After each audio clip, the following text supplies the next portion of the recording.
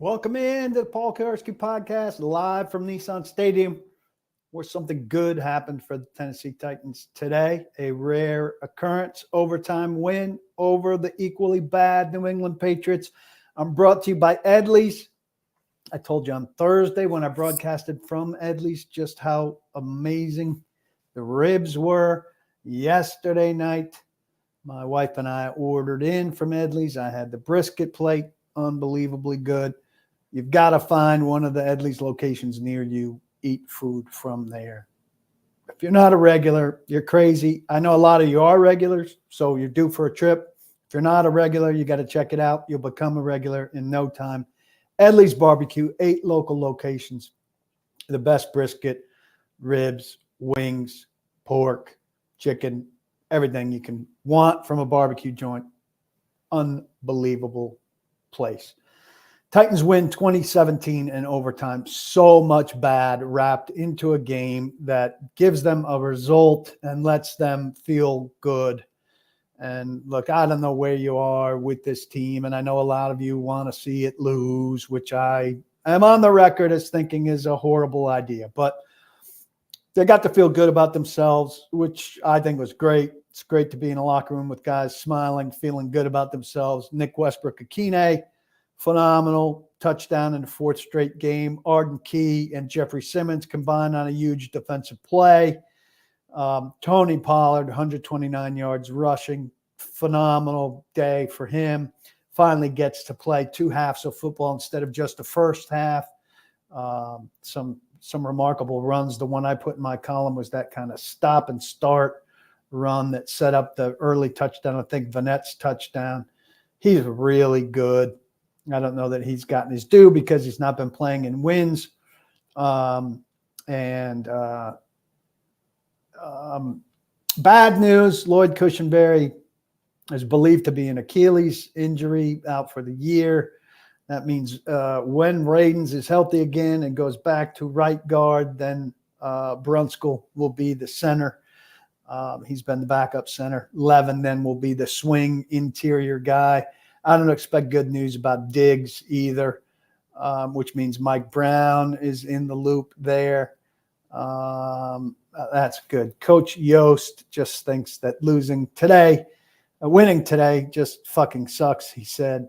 Look, if the Patriots, in fact, end up in front of the Titans, I mean, maybe they trade out to give the pick to somebody who wants the quarterback the Titans could conceivably want.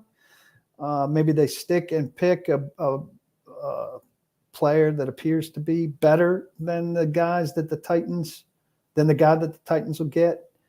I just don't see how you don't think it's good for this team, this franchise, to win a game, and how you don't see value in that. I just don't. I don't get that, and your fascination with the draft trumping all. This team is drafted high, plenty often, and it hasn't. It's resulted in this. So I don't see how you think that cures everything. It doesn't. Everybody retweet if you're watching on YouTube, thumbs up, like, rate, review, subscribe wherever you're watching or listening. Appreciate it very much. After today, who gets traded before Tuesday? I mean, the same names are going around. Key's name's been mentioned a lot. He was wearing a St. Louis Cardinals hat today, which is interesting given that the Arizona Cardinals have been mentioned connected to him. He's made more plays the last couple weeks. I don't think he's a high-value guy by any means. Harold Landry is the highest-value guy, considering that they've been talking behind the scenes that they won't move Simmons. And Harold's been pretty quiet. I don't know what Harold did today. Very few people on this team I wouldn't deal for draft capital to stock up draft picks. So could be active, but they didn't do much talking last week. So, that may be the most of what we see is the two moves that they made with Ernest Jones and with DeAndre Hopkins. I'm looking at the wrong stuff here to get the final defensive stats to see about Harold. Defensive stats go in the back, usually. Sometimes in the front. Final defensive stats. Gibbons had a combined 14 tackles, which is great for Gibbons. I don't understand why they're not playing Jerome Baker 2 weeks in. Harold Landry, please don't tell me he's not on there at all. No. 5 tackles and a sack for 4 yards, which is a tackle for a loss, 2 quarterback hits, and a pass defensed. Not a bad day. Not a bad day. Imagine Mike Vrabel getting choked up at a press conference because he got a win to get to 2-6. Yeah, that's not happening. Mike Vrabel's burner. Mike Vrabel's burner also says they can fire their special teams coach every week. It won't improve the quality of the players on special teams. This is true, but Callahan was praising the special teams. It gave up a 25-yard return there at the end of regulation that set up the ridiculous 50-yard field for them to have to drive only 50 yards in 1 minute and 45 seconds to tie the game, which in fact they did. So, special teams wasn't good again today. It was better than last week. It's very difficult not to be better than it was last week. Again, they on the special teams penalty, Callahan says he doesn't see it. Well, they got to start looking at it in a different way where they don't they've got to see it. It's ridiculous. Billy says, Callahan said the team picked each other up and complimented each other. He even said special teams played well. Punt almost blocked. An almost blocked punt doesn't matter. If the punt's off and it's almost blocked, that's a not blocked punt. Formation penalty on a touchback. Again, that is absolutely ridiculous. Another huge return that set up game-tying touchdown. 2 big punt returns. Did he address this at all? Does Colt A have to take Wednesday? I don't know what that means. Colt A will certainly hear about it on Wednesday from us. Post-game on a win is not a time to hammer him for the bad stuff that's going on in the game. Tomorrow, we'll get more into that. Bill wants me back on local radio every day, as if I can just walk into one of the local radio stations and seize the mic. I would like to be back on local radio daily. Gupton, how you doing? I think the refs just threw another flag. My God, that crew was ridiculous. I didn't see a great imbalance there. What the Titans have to do is stop committing penalties. I don't know why the tendency, and this isn't just you, Dennis, it's a lot of people, but the tendency is to blame the officials for throwing the flags instead of to blame the team for committing the penalties. Stop committing the penalties. O-line wasn't bad today, considering the right side with Watson and Brunskill, which is far less than ideal. And it certainly dominated overtime. The best thing about this game, where there was a lot of shit, was that the Titans put what you'd like to be their identity on display in overtime. They won the toss, and they went with Pollard and Ridley. Ridley caught 2 balls for 30 or 30-something yards, and Pollard carried, I think, 7 times for 36 yards. Now, they've got to finish it at the end and just win it with the touchdown, but they ate up over 7 minutes of clock. They ate up New England's 2 timeouts, and they put them in a spot where it was going to be very difficult for them to come down and score with the rookie quarterback driving 70 yards. And 3 plays into overtime, Amani Hooker had his second interception. The game was over.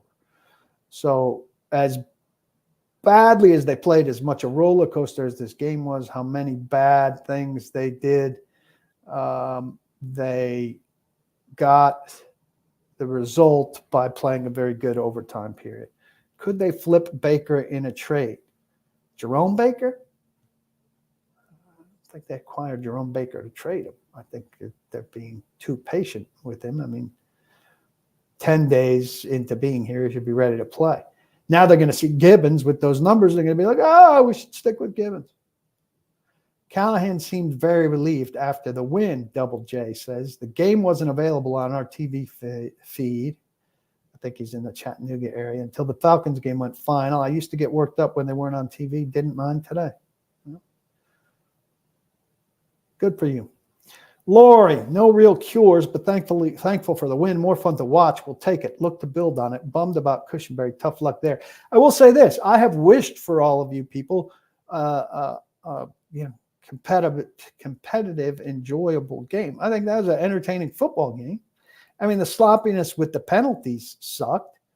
The bad special teams still sucked. But I think it was from my seat, is an entertaining football game. And the Titans haven't been in many entertaining football games. So I think that was pretty good. You could still kick it out of bounds, Robert said. It's mind-blowing they won't do it. I wouldn't kick it directly out of bounds because the measurement is kind of sticky, but I'd kick it like close to out of bounds. I'd kick it, at the Titans facility and most practice facilities, they have a red stripe that's like a stripe that's like 5 yards inside the field. And the receivers try to win that line, when running a route against a cornerback. I think that, try to kick it to that red line, and you should be able to cover there with the sideline helping you as a boundary. Dennis is saying the calls weren't one-sided, and Simple Circuit saying lots of flags on both sides. They just called it a little too tight for my liking. And most people don't like it called that tight. Samuel Dean. This guy was wearing like 3 hats to the game. This guy loves wild hats. Sammy Dean, good man. Robert, Mr. Cushenberry News, I reported it seems to be an Achilles, a season-ending Achilles. Sean has never seen a team so dismal on special teams. I mean, this team has been bad on special teams for a good while. So it's not uncommon for them to be bad. Yeah, I mean, this team's really bad on special teams. With the punt blocks in the first 2 weeks, last week was, beyond compare in terms of the return yardage. And then today they gave up, a 25-yard return at crunch time that undid things. And then earlier than that, there was a 44-yard punt return. I mean, those are just big. Jaquan Jackson fumbled twice. Ran Carthon last week, talked to the Tennessean about fumble luck and the ball not bouncing the Titans' way. Jaquan Jackson's fumbled 3 times in 2 weeks. Looks like pretty good fumble luck to me, Rand. Pretty good fumble luck. Titans fumbled the ball 3 times. Jackson twice, Mason Rudolph once. They recovered all of them. The Patriots fumbled the ball twice and lost it once. Who's winning the fumble luck there? It seems like the Titans are winning it. But I guess he would say that. Well, we won the fumble luck and we won the game. So that's what he was talking about. Drake made 29 for 41, 206 yards, got sacked 4 times, threw a touchdown and 2 picks, 69.8. Mason Rudolph, 20 of 33, sacked once, 2 touchdowns, and 1 interception. The touchdowns to Nick Westbrook-Akine, who's got 4 in 4 games, and Nick Vanette, who's a little bit more dangerous than you think. Amani Hooker with 2 interceptions, and obviously Jeff Simmons with the fumble recovery off of the great strip sack from Arden Key. Christian says, NWI has really stepped it up. You can't get rid of that man. God bless him for doing what he's doing. He's taking advantage of a big opportunity here with Hopkins gone. He's outproducing Hopkins in terms of value anyway. And got to give Guy credit. I mean, he created a place for himself in the league. He's dependable and got wide open on the touchdown today.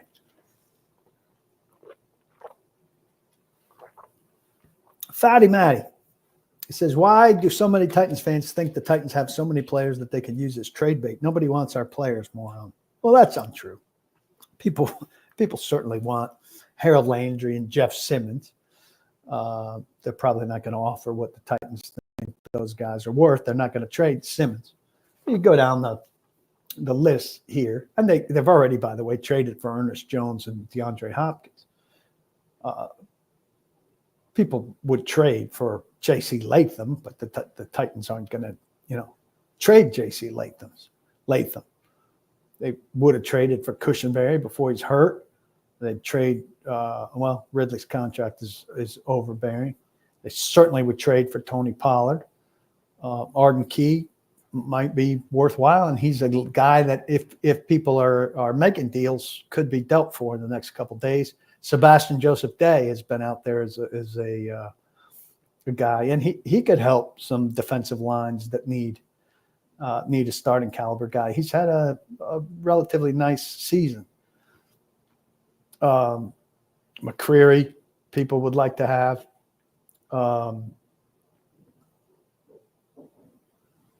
Hooker, people would like to have, though he's on the downside now. Brownlee's not available, certainly. Stonehouse. Nice win. Special teams coach needs to be fired. Yes, we've heard that. Not game related. But how do Titans get a player that was just traded, Jerome Baker? I don't understand the question. Yeah. Jaquan Jackson does not have a great feel. Sean Michael hate him. Jackson has not a clue when to return and when not to. Then he just runs immediately into a defender. He also has this thing where he goes side to side a lot, and he seems to think he can outrun people. He hasn't, not yet, 8 games into this 2-6 season, doesn't have a feel for NFL speed. And the fact that he can be, you're fine. If you need to come in, come on in. Feels like he can outrun people. I don't know why that is still lasting for him. He simply cannot outrun people. CW says, I think Levis will come back much better next week. I think the time off watching Mason, we have done him good and refreshed his mind a bit. Everything seemed to be moving too fast for him. Well, there's no guarantee he comes back and everything's slowed down. He said he thinks he can learn as much from watching as from playing. I don't believe that to be the case. And he's missing out by not playing. Now, if he's hurt and he doesn't have the strength, he doesn't have the strength. And that's pretty much what Callahan said today. So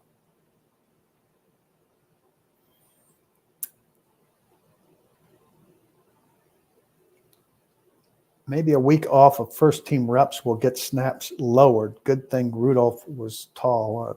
I got to not click on some of these, which I don't understand what they mean. NWI is so underappreciated, Double G says. He produces. Look, Guy is a feel-good story. Should be immensely popular here. I didn't underappreciate him. I just wish they aspired to be better. And they have aspired to be better. When they got Hopkins, they were aspiring to be better. When they got Ridley, they were aspiring to be better. I don't think he needs to be up at the top of the food chain. But, he keeps finding a way to creep up, and he's doing the most he can with what he has. And I like it. Drake May has a future, Robert says. I agree. And Drake May, really, as a runner, was super impressive. Drake May ran 8 times for 95 yards. That's nearly a 12-yard average. Really had a good feel for it. Average completion, 7.1 yards. They're not very dangerous with their weaponry. Henry, the tight end, had 7 receptions on 8 targets. He's going for 8 yards.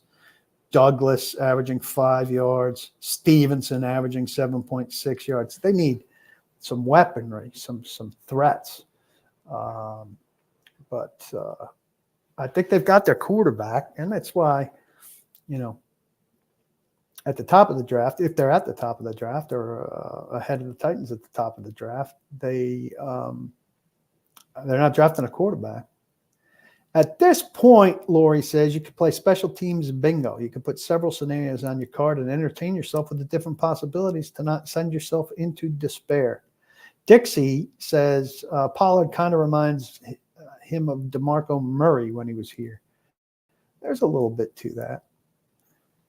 Tremaine, for some reason, wishes the Titans had a fullback. You want to play 1950s football because fullback's so popular? What does it matter if they have a fullback if on the plays they want to be two back, they just line up Chig or one of the tight ends back there? There are no fullbacks coming out of college. So where do you want a fullback to come from? I just don't understand. Chestnut ran the ball well today. He had 5 carries for 22 yards, 4.4. I'd be fine with seeing no Chestnut and all Pollard. Pollard was workhorse back today. He was very good at it. Perfectly fine. What do I think the Titans would get for Arden Key in return? 6th? 5th? I wouldn't trade McCreary either. I was just talking about people who would be people that teams would be interested in. And he is one of those people. So, I think he's a good nickel. I like him. I think he's a pretty good player. He had a dumb penalty today. There were 3 dumb penalties just on one drive that the Titans committed that basically gave the Patriots a touchdown. Arden Key with illegal hands to the face on 3rd and 15, first down. Jarvis Brownlee with defensive holding on 2nd and 16, first down. Roger McCreary with a face mask on 3rd and goal from the 6, first down. You're handing them a touchdown. And then, how about giving Drake May like 11 seconds on the tying touchdown for him to just run around and run around and run around and run around? It looked like the Washington Hail Mary last week, didn't it? You can't have that. It's just too much. So everybody retweet, and we'll get a little bit bigger gathering going on here. Let's see what else you got. CW says Pollard's very good running back. I think everybody knows that. None of the Patriots receivers are a threat. Henry is the only one that scares you a bit. I mean, I think that, that's absolutely right. They're not a threat for getting anywhere. Bourne did some things to get open on the sideline and give May an outlet on a little bit of a regular basis. So he was dangerous in terms of that, but not deep. Titans were never really threatened deep. Would teams be interested in Chig? That's a good one. I mean, I think there are teams that would probably have a use for Chig. I think his value's low right now. He's not really doing anything. I don't think this coaching staff particularly loves him. And you get a high pass from Mason Rudolph, and you can't bat it up in the air like you're playing volleyball. It's just really not very good. Don't trust this defense in a big spot. Well, I mean, that's certainly the case with the drive in the minute 45 at the end of regulation and on the final play when Ramondre Stevenson managed to catch the tying touchdown. But, they had another chance to defend with a little over 2 minutes left when the Patriots had no timeouts and were desperate to go down the field, at least kick a field goal to get a tie, find a touchdown to win. And Amani Hooker took him 3 plays to secure his second interception, Titans' 3rd turnover, and finish the game. So I'm with you. They're not a big play defense. They don't make big plays at big moments. but they found a way to close down this game. Oh, I mean, Robert's asking, though it's early, where would I rank Pollard on a top 10 list of running backs that have played for them? I think you put him in the DeMarco Murray range, but you can't talk about him with CJ or Eddie or Derek. I mean, those guys each have to have a lot of time, and he's not going to have that much time because he comes here on a second contract. In a bad season, Todd Apple says, you need these glimpses of hope, regardless of the opponent. So many issues, but I'm happy for Callie in that locker room. I feel that way too. And I don't get people that don't. So they only rushed 3, CW says, on that Mayo TD. That's a BS rush at minimum 4. Well, you saw 2 on the Titans' chance at a Hail Mary at the end of the half. I think the Patriots rushed 6. And there was no time for Titans defenders or Titans offenders, Titans receivers to get down the field, even to be in position for a Hail Mary. Rudolph ended up throwing the ball out of bounds instead of taking a sack because there was no time for anything to develop down the field because the rush was more than the Titans could handle. So I agree. But even if you're rushing 3, you have to make something happen in 11 seconds. Just have to. You have to win somewhere there to make him do something. CA says, Titans tried to give it away. Red zone woe early and terrible 2-minute execution while being poor situationally timeout-wise. They do burn timeouts early too often. Delay of game once or twice. Who do I think starts at quarterback next week? I would think Levis, having had a couple weeks off now, would be ready. But I would have thought he would have been ready today. So Stafford just had a game-winning overtime touchdown. What a catch and throw, I'm told here in the comments. I thought they were under-aggressive twice on plays. They had 4th and 3 where they settled for a field goal that put them up 10-7. Does that sound right? And Callahan said they were going if it was 4th and 2 or 4th and 1. So, I mean, if that's their hard line there and that's what their analytics say, so be it. But it's a little soft. And then in the other situation, they had as soon as they got a penalty that put them in like 2nd and 18, they were done. Like they were going to kick a field goal no matter what. They weren't even trying to score a touchdown. That's when Chestnut had the nice run with the big hurdle that actually got them down close. But they just went right into a shell and field goal mode.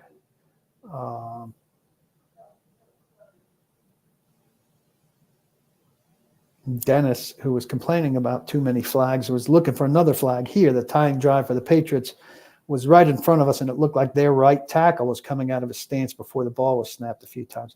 I saw that once or twice, I thought, with the Titans. Still no Gray. Am I surprised by that? I mean, Gray did absolutely nothing before he got hurt. I'm not surprised by it. I'm surprised by the demand for Gray. Like, what do we think Gray is?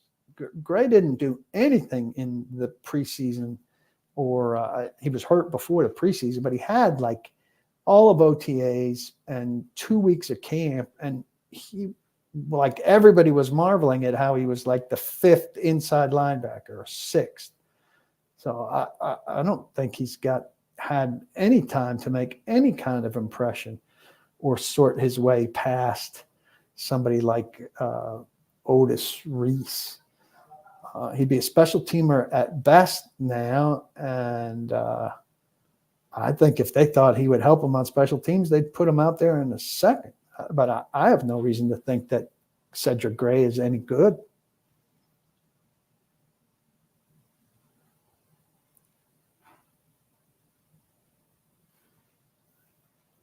Todd wants to know, do the Titans bring NWI back? And more importantly, does he want to re-sign?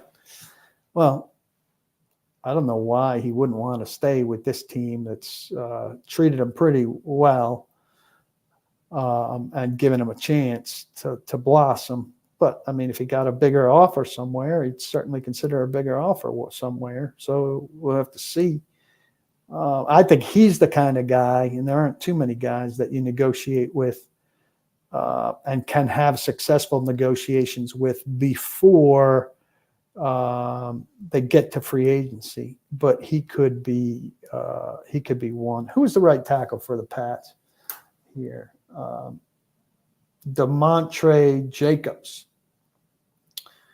The right guard for the Pats, Mike Onwenu, is somebody that may have only signed a one-year deal with them and could be back on the market. Can he play right tackle? That was the thinking last offseason. Some of us were wondering about him. Brunskill played over Radens because Radens was hurt. Radens was hurt. Will New York fans forgive Aaron Judge? I mean, yeah, he's the best player in the American League. He had a shitty playoffs. His bat came to life. He dropped a fly ball. He's got, some digging out to do, but can't be done with the guy over a couple series and one terrible play. Yeah, I mean, I would think Jerome Baker's got to be out there soon. He certainly has to play some more. I don't know if he played any defense today. Somebody could look at Tehran puts out the snaps and see what he's see if he played any snaps on defense. I doubt it based on the numbers that Gibbons put up.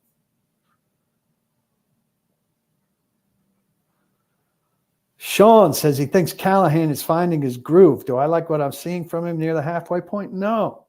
The offense is not good.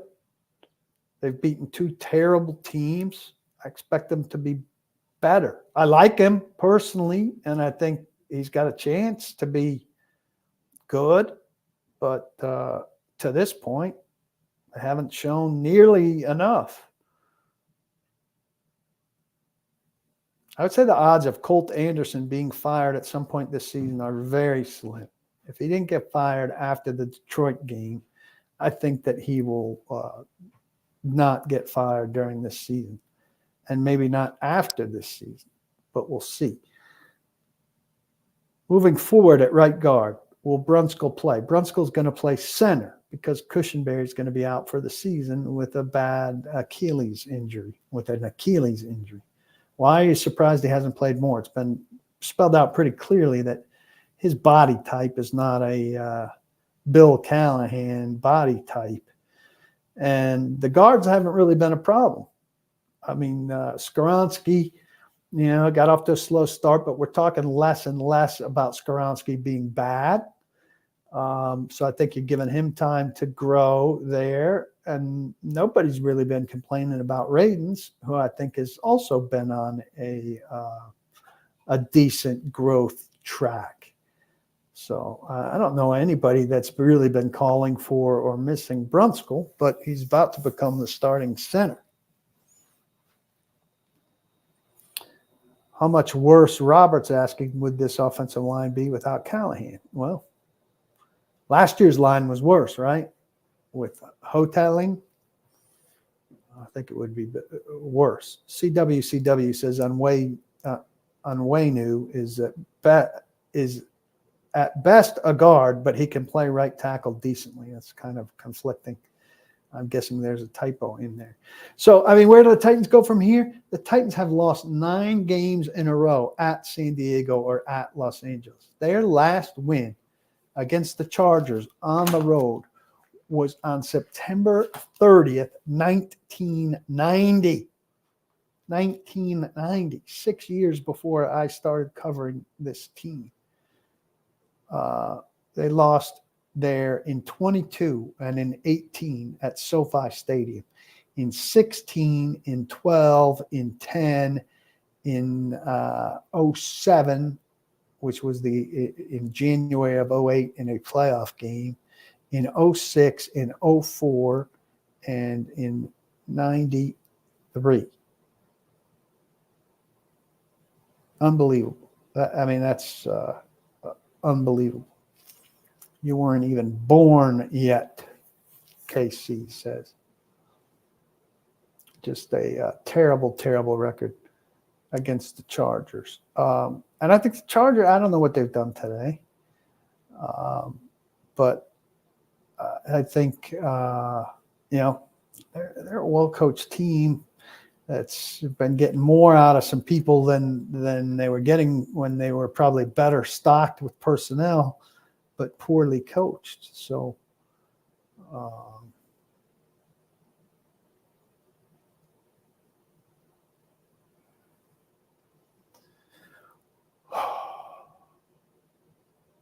I think you're looking at the wrong Baker. Simple Circuit said, was I asking about Baker's snap counts? You're looking at Baker, the cornerback, as opposed to Baker, the linebacker.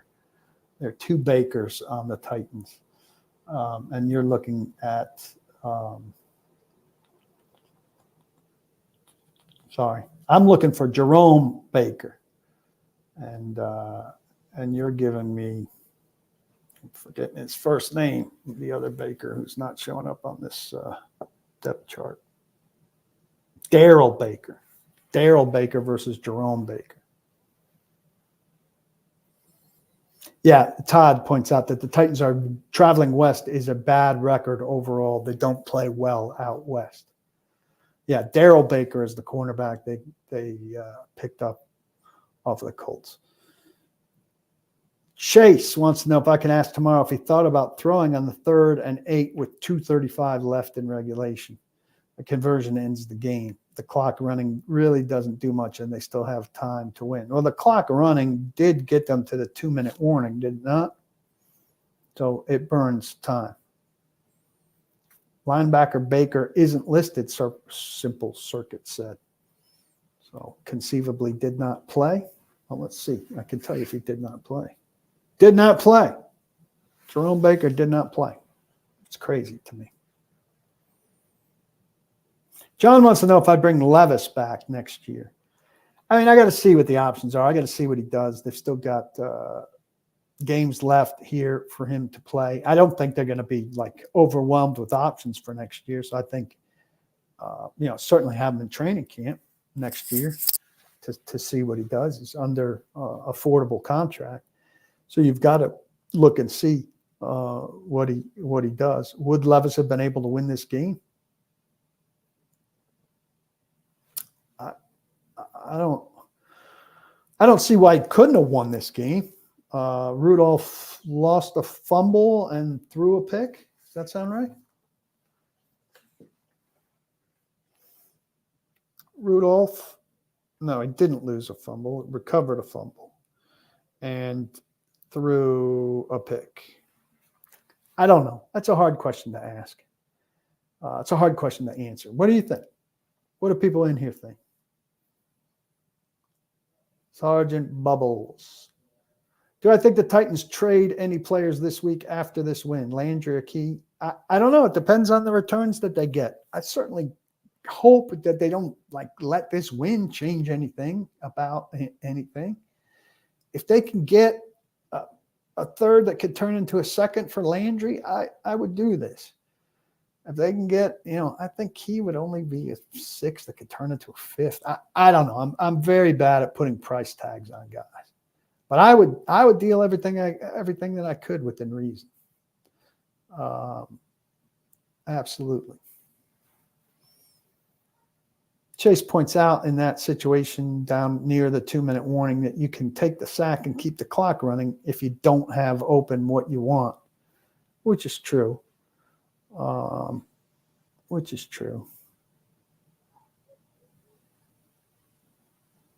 Titans not giving up any sacks. Any indications as why, other than the offensive line is improving? The Titans gave up, I think, 1 sack. Rudolph was sacked one time for 7 yards. Another big indication is that the Patriots traded Matthew Judon and another guy last week. They don't have good pass rushers. So I think that's an important thing. CW says, watched the Lions quite a bit today, and they really struggle at creating edge pass rush. They need help there. I will be shocked if they don't add someone via trade. So that's interesting to watch.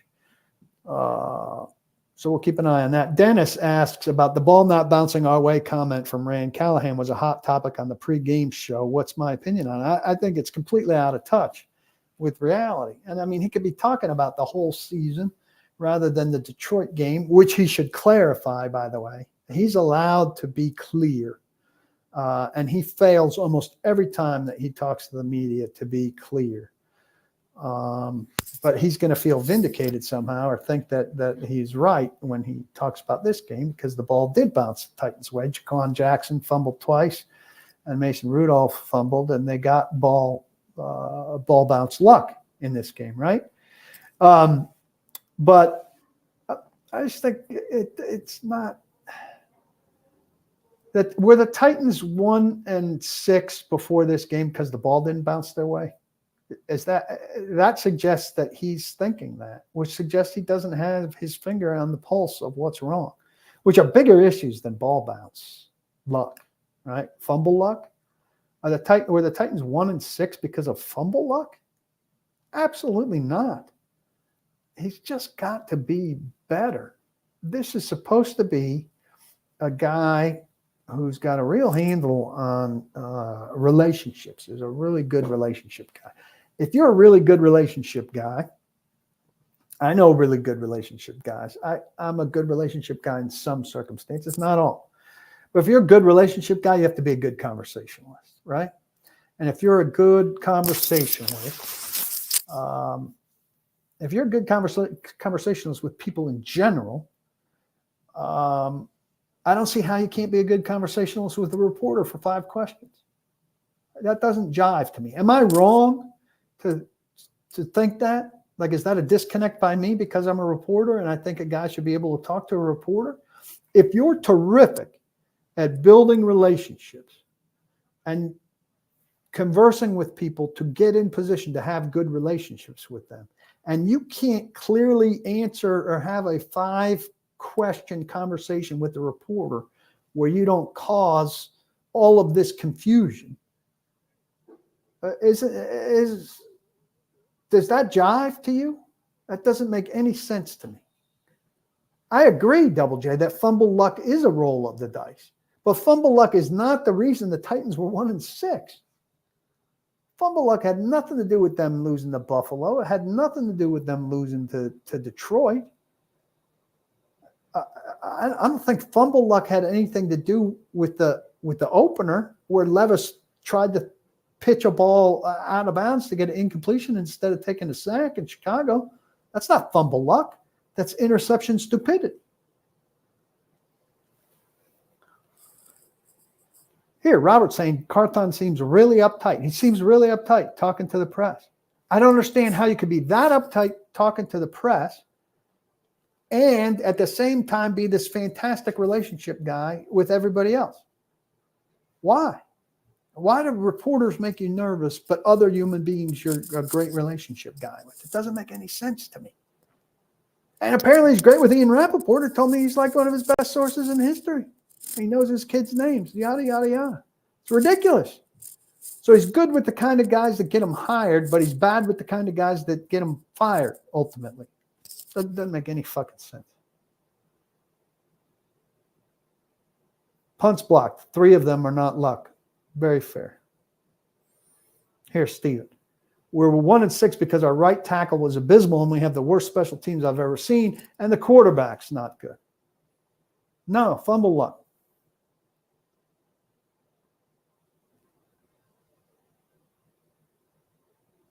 Rand put out that quote to try to lessen his hot seat, Sergeant Bubbles said. Well, it didn't lessen his hot seat. It made him seem foolish.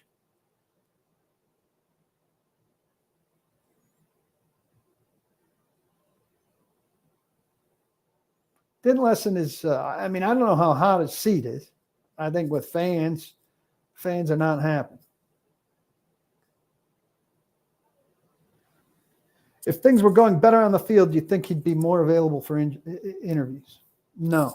I think now, look, I'd like to talk to him on some semi-regular basis, or at least by request here and there. I think they should hide him. I don't think he can handle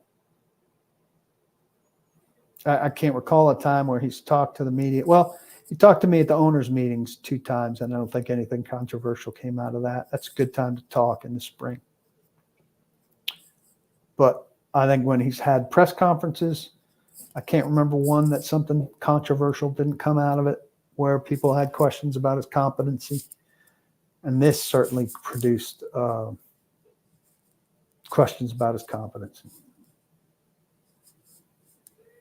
It's just unusual. Alex says Titans almost threw away a game against an atrocious team. Lots of game management issues. Absolutely true. Absolutely true. So listen, though, they had all these game management issues. They had special teams problems again. They had 2 4th downs where they probably should have gone for it, and they didn't. Ridley, while he made a couple of really good catches, had 2 more drops. And they still found a way to win, right? So you have to give them credit for that. Let's pause to talk about Edleys. You see if you're watching the broadcast, Edleys, Edleys BBQ.com is the site. You can go find their menu. You can go find their locations, 8 local Nashville locations, a couple elsewhere in Tennessee. Phenomenal food. You've got to go eat there. You can hit them up for delivery. I know they're on DoorDash, which is what I used last night. It's the best barbecue around. And look, Tennessee's got some great barbecue. I put Edleys up against absolutely anybody. In the last week, I've had the dry rub ribs and the brisket platter. Can't go wrong. We've got this 3-bean salad. That's an incredible side dish. Potato salad, the French fries.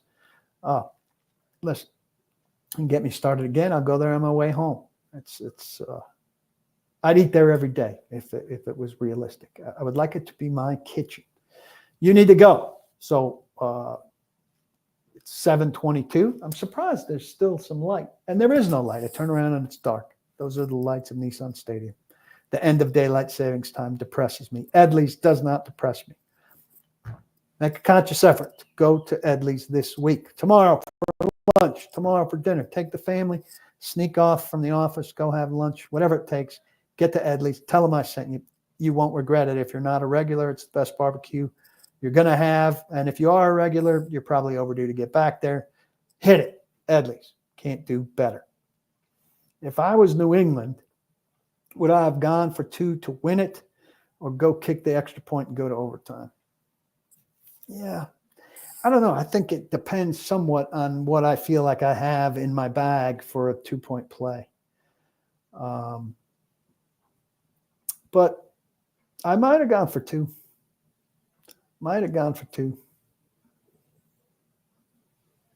CA, if you're asking about Colt Anderson, I mean, if he couldn't get fired last week,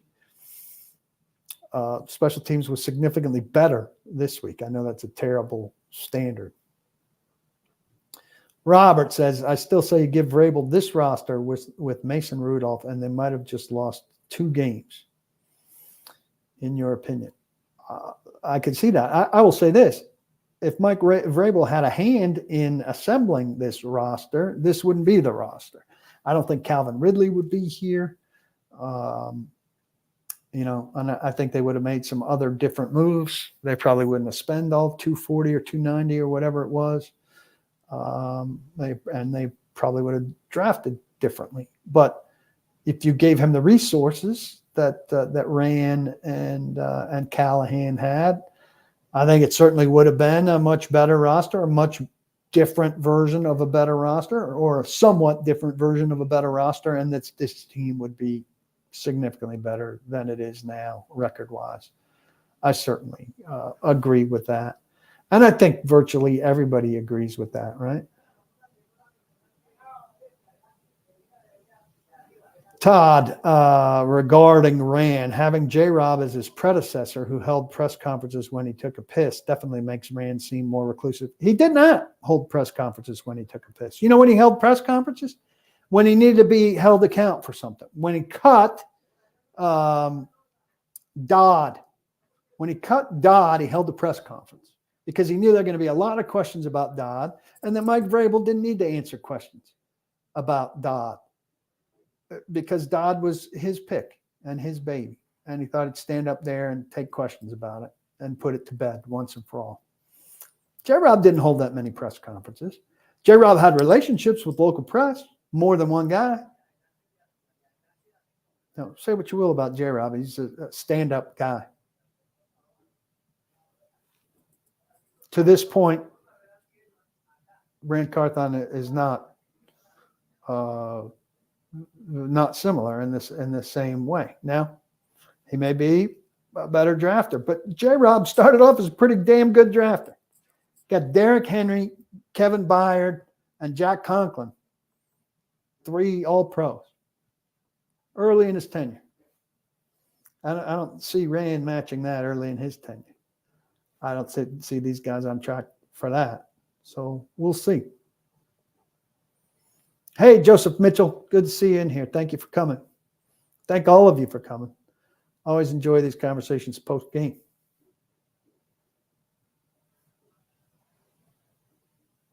Vrabel would have the defense playing elite. They got some turnovers today, all right? Finally got some turnovers today. But big plays and, big plays at big moments. They've got to be better than they've been. Now, they did it today against a shitty team. Can you go do it next week against a better team on the road? You didn't do it against Detroit. You didn't do it against Buffalo. You haven't done it most of the time. This team generally, today it made a step in the right direction, but this team generally doesn't do much in terms of big defensive plays. It doesn't do much in terms of big moments. That last play down there, last play of regulation, was kind of symbolic of the Titans defense. TJ, I appreciate you.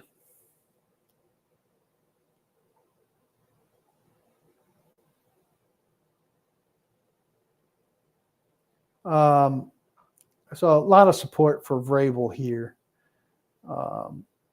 Robert asked a good question here, and I covered this in my mailbag. I don't know what teams have done today, but going into this weekend, there were 10 teams there were 8 teams with 2 wins, and there were 2 teams with 1 win. That's pretty much a third of the league that bad. And 7 of them, I believe, were in the AFC.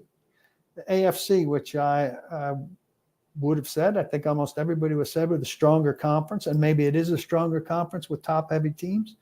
But that's really remarkable that many bad teams exist in this conference.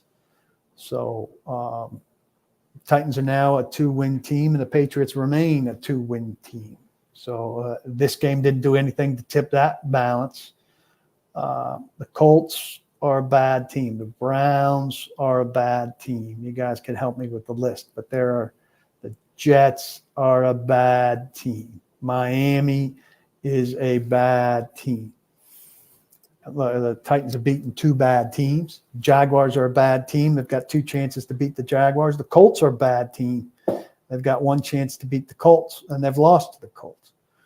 It's a pretty, and their schedule didn't help them at all. The other teams that finished in line with the Titans last year have been good teams this year.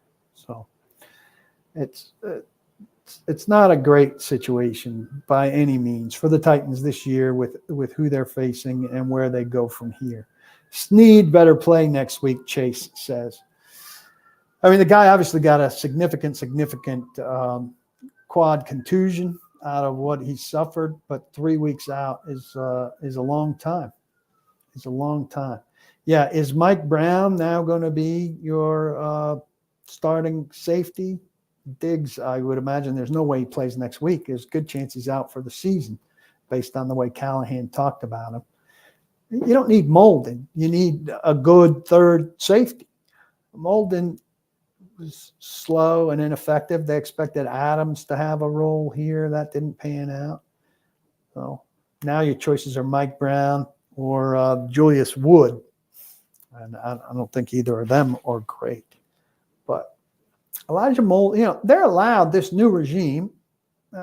It's not been great by any means, but they're allowed to make some personnel choices where they didn't love guys who weren't great on the old team. And I'm pretty sure the old regime was heading out on Elijah Molden too.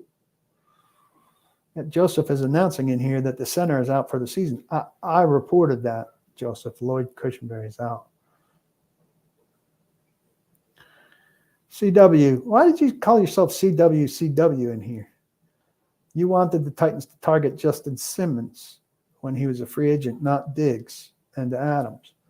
Well, they targeted Diggs. I mean, do you win that because you wanted Justin Simmons because Diggs got hurt today? I don't know that you win it. What's Justin Simmons doing? I haven't been following. Carolina won today, too, so they're a 2-win team. New England currently has the number 1 pick, and they're not taking a quarterback. I don't know if that means much to the Titans or to teams that want a quarterback. I don't know if the Titans are going to be wanting a quarterback in this draft based on the talent of the quarterbacks in this draft, not based on anything that Will Levis is doing. So we shall see. Listen, I will make an appearance on Robbie and Rex Road tomorrow on 102.5 The Game. Some other people in here talking to me about being full-time radio. You got to talk to the game, not to me. I can't hire myself. And tomorrow afternoon, I'll be on a football show with Braden Gall, another excellent 440 product. And we'll break down a lot more after we see some more film, hear from Brian Callahan and a couple players tomorrow afternoon. So be sure to tune into that and subscribe. Subscribe here and like, rate, review. Appreciate all of that, and it helps the cause. My podcast, this podcast, the Paul Kuharsky podcast, takes place from the press box after the game every Sunday and then Thursday at 1 o'clock from Edleys in 5 Points in East Nashville, 1 to 2. Look forward to seeing you there. You need to sign up for paulkuharsky.com to get all the great content from there. I expect to see several new subs out of this great conversation that we've had. Don't block the box. Be sure to lock your locks. I appreciate all of you coming. Have a great night. Cheers.